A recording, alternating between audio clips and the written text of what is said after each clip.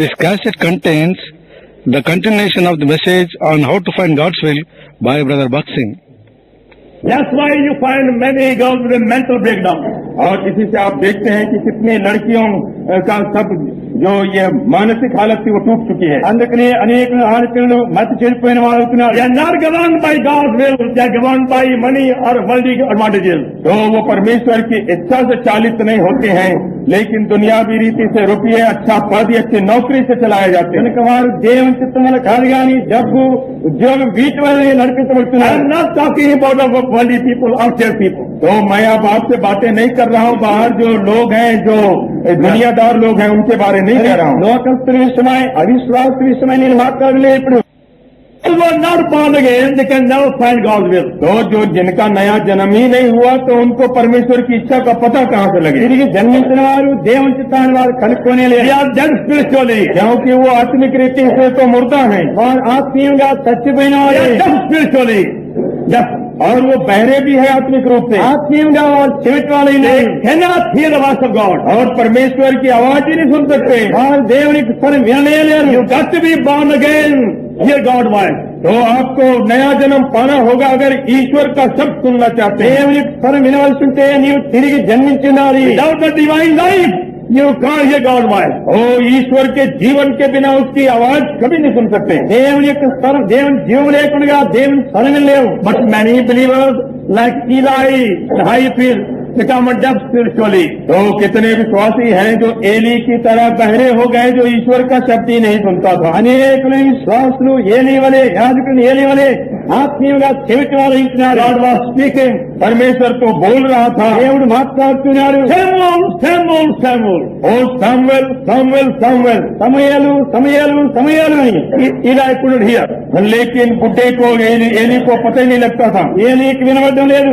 Even the high priest, जो भी की महायाजक था, ఆయన ప్రధాన యాజకుడైనప్పటికీ because of negligence and defilement he became deaf spiritually. क्योंकि अपने लापरवाही से और अशुद्धता से वो आत्मिक तरह से बहरा बन गया. निर्लक्ष्य वलन, अपरिशुद्ध वलन ఆయన ఆత్మీయ చెవిటి వాడైపోయినా. Oh, keep your ears sensitive for God's voice. ओ परमेश्वर की वाणी सुनने के लिए अपने कानों को बहुत ही ताजा रखें. దేవుని స్వరం వినేదానికి నీ చెవి సూక్ష్మమైనదిగా స్పర్శతో కూడినది. ప్లీజ్. सातवीं बात, 7वीं प्रोवर्ब्स, नीति वचन, सामेतలు and 3rd chapter, और उसका 3रा अध्याय, 3వ अध्याय and verse 5, और उसका 5, 5వ वचనం. Set love all thy heart and leave the word understanding. 3:5. 3 और उसका 5 ये कहता तू अपनी समझ का सहारा न लेना, वरन संपूर्ण मन से यहोवा पर भरोसा रखना. నీ ప్రబుద్ధిని ఆధారం చేసుకొనక నీ పూర్ణ హృదయంతో యెహోవా యందు నమ్మకం ఉంచుము. Trust in the Lord with all thy heart. ये आपको संपूर्ण मन से यहोवा पर भरोसा रखना. पूर्ण हृदయంతో యెహోవా యందు నమ్మకం ఉంచుము. Tell yourself fulfilled. तो ये 7वीं बात है, ये 7वां शर्त है जिसको पूरा करना है. నెరవేరవలసినటువంటి 7వ షరతు ఇది. Without faith you can't find God's will. क्योंकि बिना विश्वास के परमेश्वर की इच्छा आप नहीं पा सकते हैं. విశ్వాసం లేకుండా దేవుని చిత్తాన్ని కనుక్కోలేము. इसलिए lean not unto thy own understanding. और 8वीं बात की अपनी समझ का आधार मत लेना. 8వది నీ ప్రబుద్ధిని ఆధారం చేసుకునవద్దు. Don't depend upon your own ordinary natural human wisdom to find God's will. और परमेश्वर की इच्छा ढूंढने के लिए अपने साधन बुद्धि के ऊपर अवलंबन नहीं होना. మరి దేవుని చిత్తం కనుక్కుంటకై సామాన్యమైన లోకరీతిమైనటువంటి నీ జ్ఞానం మీద నీ యొక్క బుద్ధిని ఆధారం చేసుకోవాలి. డివైన్ విజ్డమ్, क्योंकि आपको ईश्वरी ज्ञान बुद्धि की आवश्यकता है. దైవ జ్ఞానం నీకు అవసరమైంది. As you are born again, the Lord himself becomes my divine wisdom. और जब नया जन्म हमारा होता है, प्रभु यीशु खुद ही हमारा ज्ञान और बुद्धि बन जाता है. తిరిగి జన్మించగానే ప్రభు అయిన యేసుక్రీస్తే నాకు జ్ఞానమైంటున్నాడు. फर्दर प्लीज आगे बढ़िए. ఇంకా ముందుని verse 6, 6वां पद, 6వ వచనం. In all thy ways acknowledge him and he shall direct thy path. उसी को स्मरण करके सब काम करना, तब वो तेरे लिए सीधा मार्ग निकालेगा। నీ ప్రవర్తన అంతర్యందు ఆయన అధికారులు ఒప్పుకొను, అప్పుడు ఆయన్ని త్రోవలను సరళం చేయను. In all thy ways acknowledge him. अपने सारे मार्गों में उसको मान्यता देना। నీ ప్రవర్తన అంతర్యందు ఆయన అధికారులు ఒప్పుకొను. That means go to God every day for every matter, every problem. उसका मतलब है कि हर एक दिन हर बात के लिए और हर एक फैसले के लिए आप परमेश्वर के पास ప్రతి जाएं। సంగతి కొరకై, ప్రతి విషయం కొరకై, ప్రతి దినము దేవుని దగ్గరకు వెళ్ళము. You only go occasionally, then you won't hear God voice. तो अगर कभी कभी आप जाते हैं ईश्वर के पास, तो आप कभी भी उसकी आवाज नहीं सुन सकेंगे, ना सीखा जानेंगे। అప్పుడప్పుడు మాత్రమే ప్రభువుకి వెళ్ళినట్లయితే ప్రభు చిత్తాన్ని కనుక్కోలేము. Even for small thing you pray. छोटी बात भी हो जाए तब भी आप प्रभु से प्रार्थना करते हैं। చిన్నదానికి కూడా నీవు ప్రార్థన చేయాలి. Before you spend your money, before going anywhere, doing any plan, say, Lord, teach me, show me thy heavenly plan. तो कोई भी पैसा खर्च करने के लिए पहले या कहीं जाने के लिए आप पहले प्रार्थना करें कि हे प्रभु, आप अपनी इच्छा मुझ पर प्रकट करो। మరి నీవు డబ్బు ఖర్చు పెట్టక ముందు, ఎక్కడికైనా వెళ్ళక ముందు, ఏమైనా చేయకముందు, నీవు ఏర్పాటు చేయకముందు ప్రభాని చిత్తము చూపించమని ఆయన అడగవచ్చున్నాడు. All thy ways acknowledge him. अपने सारे मार्गों में उसको मान्यता दें। నీ ప్రవర్తనంతయందు ఆయనది కాను ఒప్పుకొనుము. Book of Isaiah chapter 30. अब यशायाह की पुस्तक और उसका 30वां अध्याय, యెషయా గ్రంథం 30వ అధ్యాయం verse 21 और 21। 21వ వచనం. Daniel also hear a word behind the saying, this is the way, walk in it, into right hand and left hand. जब कभी तो कहने वो बाई और मुड़ने लगो, तब तुम्हारे पीछे से ये वचन तुम्हारे कानों में पड़ेगा, मार्ग यही है, इसी पर चलो। మీరు కుడి తత్తయ్యను ఎడమ తత్తయ్యను తిరుగును, ఇదే త్రోవ దీనిలో నడువులని నీ వెనుకను శబ్దం నీ చెవులకు వినబడును. Take heed to timely warning the Lord will give you. तो प्रभु जब कभी आपको सामयिक चेतावनी दे, तब उसको आप ध्यान करें। ప్రభు నీకు ఇచ్చేటువంటి సమయంకి ఇచ్చేటువంటి ఆ హెచ్చరికను నీవు తీసుకోవాల్సినావు. You want to take wrong turning, जब कभी एक गलत मोड़ आप लेने को है, నీవు పరమావతి దారిలో వెళ్ళబోతున్నప్పుడు there will come a voice of God. तब परमेश्वर की वाणी सुनाई पड़ेगी। మరి దేవుని స్థలం వస్తుంది. Don't go that way. ओ उधर कभी मत मुड़ो। ఆ దాన్ని వెళ్ళొద్దు. Be careful, don't go that way. और सावधान रहो, उधर मत जाओ। జాగ్రత్తగా ఉండు, జాగ్రత్తగా ఉండు, ఆ దాన్ని వెళ్ళొద్దు. This is the way of walk in it. और ये मार्ग है, इसमें चलो। ఇదే దారి, ఇదే త్రోవ, దీనిలో నడువు. That means wait patiently till God gives a clear guidance. उसका मतलब है कि धीरज से तब तक ठहरे रहें जब तक प्रभु जो परमेश्वर जो है एकदम स्पष्ट गवाही नहीं देता है। తేటగా స్పష్టమైన నడిపింపు ప్రభు నీకు ఇచ్చేంత వరకు కూడా ఓపికతో, సహనంతో Don't be impatient in finding God's will. ओ प्रभु की इच्छा को ढूंढने के लिए आप अधीर मत हो। దేవుని చిత్తమును కనుక్కుంటూ నీవు తొందరపడకూడదు, సహనం లేకుండకూడదు. Just sometimes you might have to wait 1 week or more even. तो कभी कभी परमेश्वर की इच्छा को जानने के लिए 1 हफ्ता, 1 महीना या उससे भी अधिक ठहरने की जरूरत है। కొన్ని ప్రేమకు వారము, ఇంకా ఎక్కువ కాలం కూడా కనిపెట్టవలసి ఉంటుంది. Now we come to third point. तो अब ये तीसरी बात आती है, ఇప్పుడు మూడవ అంశం, how to be sure of God's will. तो अब कैसे हम निश्चय जाने परमेश्वर की इच्छा ये है। దేవుని చిత్తం విషయమై నిశ్చయత ఎట్లా కలుగుతుంది. We have seen the importance of finding God's will. तो पहले हमने देखा परमेश्वर की इच्छा को ढूंढने की प्रामुख्यता। దేవుని చిత్తం కనుక్కునే విషయం ప్రాముఖ్యత ఎంత అవసరమైందో. We have seen the condition to be fulfilled to find God's will. और परमेश्वर की इच्छा को ढूंढने के जो शर्तें पूरी करनी है उसको देखा। దేవుని చిత్తం కనుక్కుండగా కావలసిన షరతులు నెరవేర్చవలసి చూచాము. Now we come the evidences or the proofs of God's will.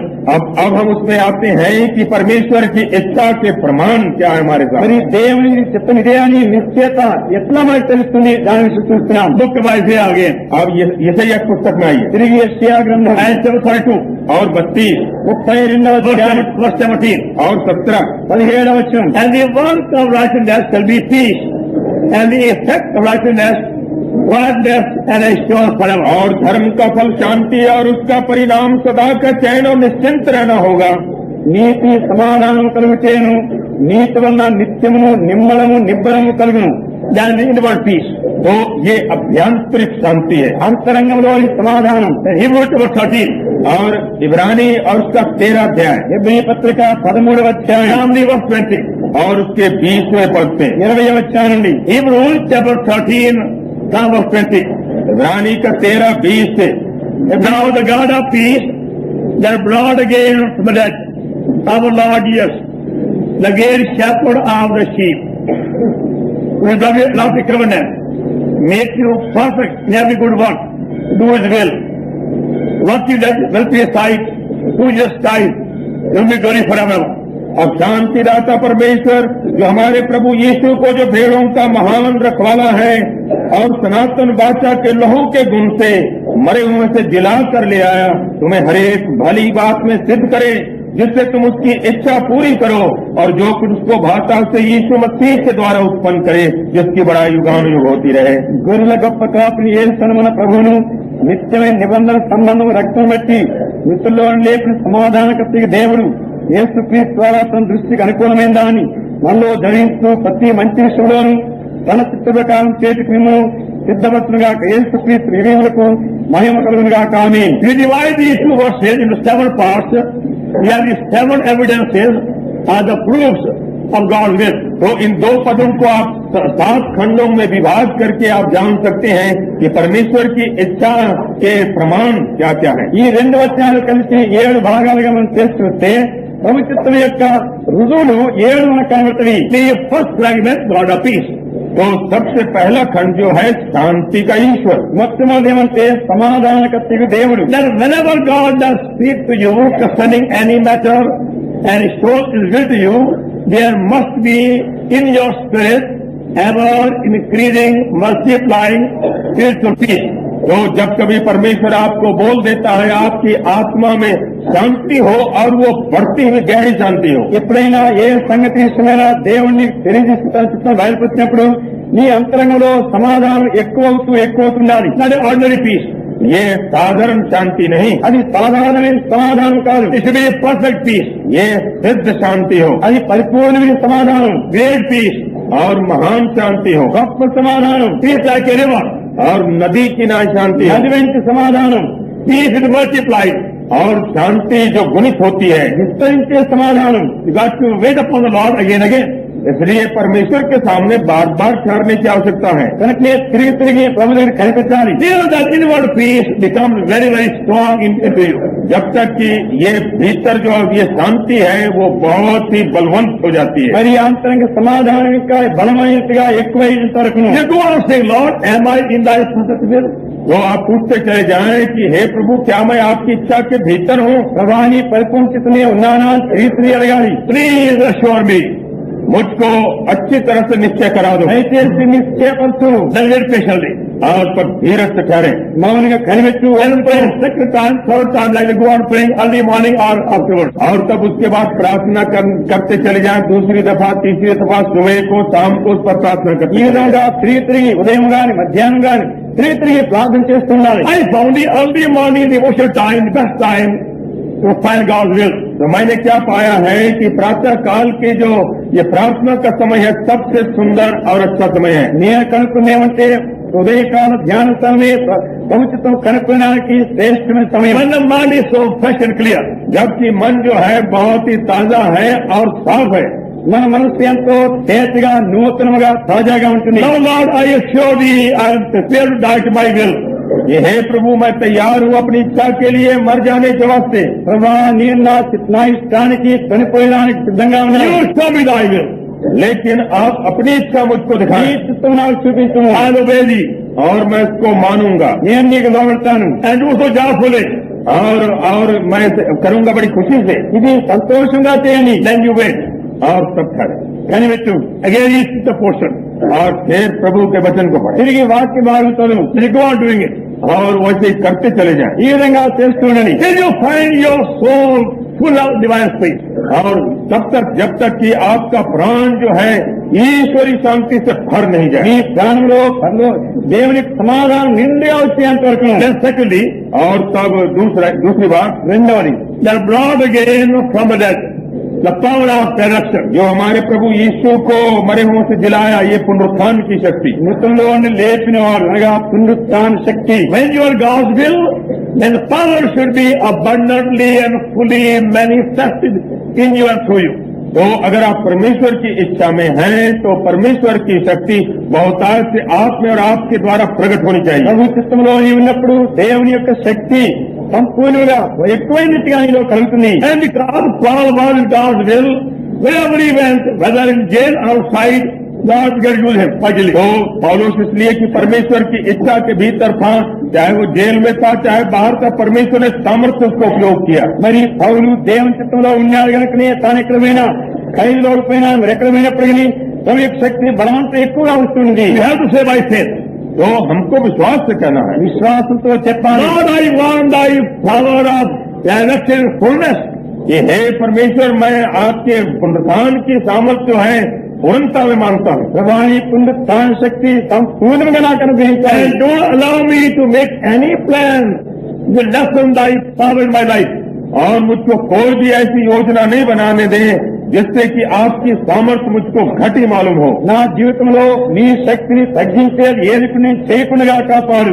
Thirdly, तब तीसरा, మూడవది our Lord Jesus, हमारा प्रभु यीशु, మన ప్రభు అయిన యేసుక్రీస్తు. the Lordship must be acknowledged. ये उसका जो सतत्व है वो मान्यता पाए। ఆయన యొక్క ప్రభుత్వాన్ని మనం అంగీకరించాలి. Now some people say they have heard the call for God's service. तो कितने कहते हैं कि भाई पर प्रभु की सेवा के लिए हम उनकी बुलाहट सुने। కొంతమంది అంటారు మేము దేవుని సేవకుడికై ప్రభు యొక్క పిలుపు విన్నామంటారు. When they want money, they start begging. तो लेकिन जब पैसे की आवश्यकता पड़ जाए फिर तो भीख मांगने लगे। మరి డబ్బు కావాల్సింటే అడుక్కునేదానికి మొదలు పెడతారు. Wherever they go, they start giving hint. और जहाँ कहीं वो जाए वो थोड़ा थोड़ा संकेत देते चले जाएंगे। ఎక్కడ పోయినప్పుడు ఏదో రీతిగా అందజేస్తారు. They have to give so many here, like so many left to get money. तो वो कितना संकेत करना पड़ता है, चिट्ठी लिखनी पड़ती है कि पैसा मिल जाए। మరి డబ్బు సంపాదించడానికి ఎన్నో ఉత్తరాలు రాయాలి, ఎన్నో ప్రయత్నాలు చేయాలి. Then somebody report. और तो किसी को कुछ रिपोर्ट लिख दिया, మరి పెద్ద రిపోర్ట్ పంపించారు ఎవరికో. सेम ऑब्जेक्ट, और लेकिन उद्देश्य वही है, గురి ఉద్దేశం మాత్రమే. Get more money, get more money, get more money. ऐसा कि अधिक रुपया आए और अधिक रुपया आए, ఎక్కువ డబ్బు ఎక్కువ ధనం కావాలని. Not like that. तो परमेश्वर जो है ऐसा नहीं है। అయితే దేవుడు ఆ విధంగా లేడు. It is honour to God when you start begging. तो ये परमेश्वर की का बड़ा भारी अपमान है यदि उसके सेवक को मांगते फिरे। ఇది ఇట్లా భిక్షమెత్తేది అడుక్కునేది దేవుని యొక్క నామమునకు ఘనహీనత. If you are in God's will, He will supply all your need. अगर आप परमेश्वर की इच्छा में हैं तो आपकी जितनी आवश्यकता परमेश्वर देगा। దేవుని చిత్తంలో నీ ఉంటే దేవుడే నీ అక్కర్లన్నీ తీర్చును. God word says, परमेश्वर का वचन कहता है, దేవుని వాక్యం చెప్తుంది. फिलिपियन 4:19, फिलिपियों का 4:19, Philippi 4:19 My God shall supply all your need.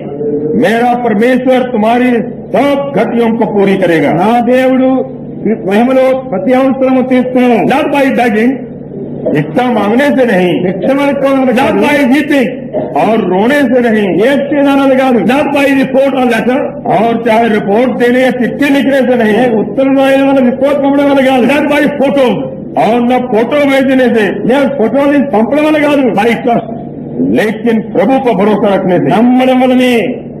Any matter he will supply your need. तो चाहे कुछ भी आवश्यकता क्यों नहीं हो, वो आपकी आवश्यकता को पूरी करेगा। ఏ విషయంలో అయినప్పటికీ ఆయన్ని అక్కడ తీర్చను. No need for you to beg and borrow. तो कोई जरूरत नहीं है किसी से न मांगने की न कर्ज लेने की। అడిగేది అప్పు తీసుకునేది అక్కర్లేదు. ना looking miserable with tone shoes. और कभी भी आपको निराश नहीं होना चाहिए जबकि जूते बड़े हैं। మరి చిరిగిపోయిన చెప్పులు వేసుకుని దుఃఖంగా దిగాలుగా చూడక్కర్లేదు. आज put on torn shoes to give hint for more money. अरे क्या नहीं तो ये फटी कमीज पहन ले कि दूसरों को पता लगे कि अब पैसे की ఎక్కువ जरूरत డబ్బు है। కావాలి అని చెప్పేదానికి చిరిగిపోయినటువంటి చెప్పులు వేసుకోవడం అని కాదు. Come under the lordship, प्रभु के प्रभुता के नीचे आए। ప్రభు యొక్క ప్రభుత్వంకి మీరు He రావాలి. will take away every worry, every anxiety, और वो जो आपके सब चिंता और फिक्र को दूर कर देगा। ప్రతి చింత ప్రతి దిగులు ఆయన తీసివేయను. प्लीज। और उसके आगे चौथा, నాలుగవది the great shepherd of the sheep, भेड़ों का जो महान रखवाला है। గొర్రెల గొప్ప కాపురి. The Bible is the pastor. तो ये बाइबल जो है हमारी चराई है। బైబిలే పచ్చిక బయలు. Lord Jesus is the shepherd.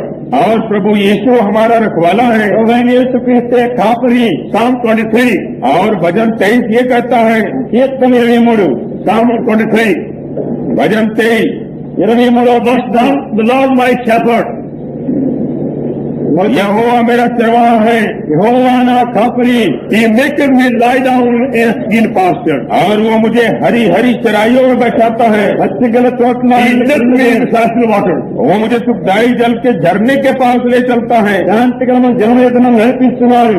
He will lead you to a portion of scripture to confirm his will, तो वो आपको अपनी इच्छा को दृढ़ करने के लिए बाइबल के किसी खंड में अगुवाई करेगा। తన యొక్క చిత్తమును నిశ్చయం చేసేదానికి గాను తన వాక్య భాగంలో నడిపిస్తాను నిన్ను. Read your Bible slowly and prayerfully, तो अपने बाइबल को वो धीरे से और ध्यान से आप पढ़ें। మరి ఈ బైబిల్ ప్రార్థనాపూర్వకంగా నెమ్మదిగా చదవండి.